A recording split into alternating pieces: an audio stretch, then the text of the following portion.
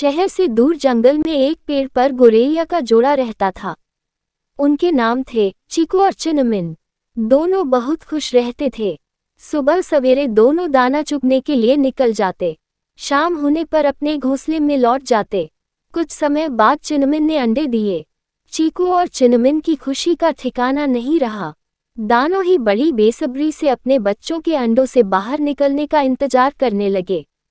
अब चिनमिन अंडों को सेती थी और चीकू अकेला ही दाना चुनने के लिए जाता था। एक दिन एक हाथी धूप से बचने के लिए पेड़ के नीचे आ बैठा। मदमस्त होकर वह अपनी सूंड से उस पेड़ को हिलाने लगा। हिलाने से पेड़ की वह डाली टूट गई जिस पर चीकू और चिनमिन का घोंसला था। इस तरह घोंसले में रखे अंडे टूट गए।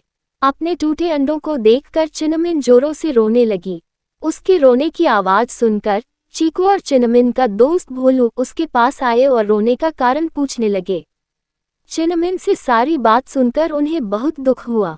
फिर दोनों को धीरज बंधाते हुए भोलू बोला, अब रोने से क्या फायदा, जो होना था सो हो चुका।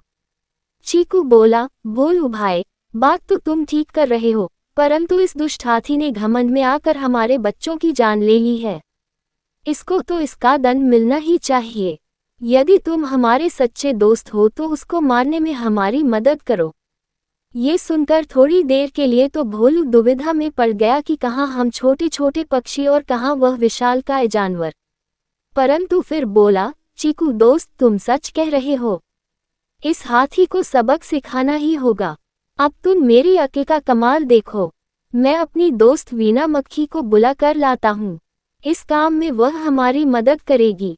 और इतना कहकर वह चला गया। भोलू ने अपनी दोस्त वीना के पास पहुंचकर उसे सारी बात बता दी। फिर उसने उससे हाथी को मारने का उपाय पूछा। वीना बोली, इससे पहले कि हम कोई फैसला करें, अपने मित्र मेघनाद मेढक की भी सलाह ले लूं तो अच्छा रहेगा। वह बहुत अक्लमंद है। हाथी को मारने के लिए जरूर कोई आसान तरीका बता देगा। चीकू, भोलू और वीना तीनों मेघनाद मेढक के पास गए। सारी बात सुनकर मेघनाद बोला, मेरे दिमाग में उसे मारने की एक बहुत ही आसान तरकीब आई है। वीना बहन, सबसे पहले दोपहर के समय तुम हाथी के पास जाकर मधुर स्वर में एक कान में गुंजन करना। उसे सुनकर वह आनंद से अपनी आंखें बंद कर लेगा। उसी समय भोलू अपनी तीखी चोंच से उसकी दोनों आंखें फोड़ देगा। इस प्रकार अंधा होकर वह इधर उधर भटकेगा।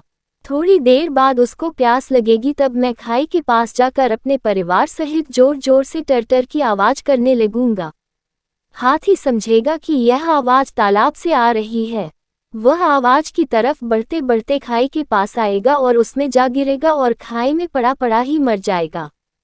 सबको मेघनाद की सलाह बहुत पसंद आई।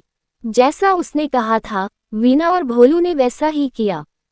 इस तरह छोटे छोटे जीवों ने मिलकर अपनी अक्ल से हाथी जैसे बड़े जीव को मार गिराया और फिर से प्यार से रहने लगे।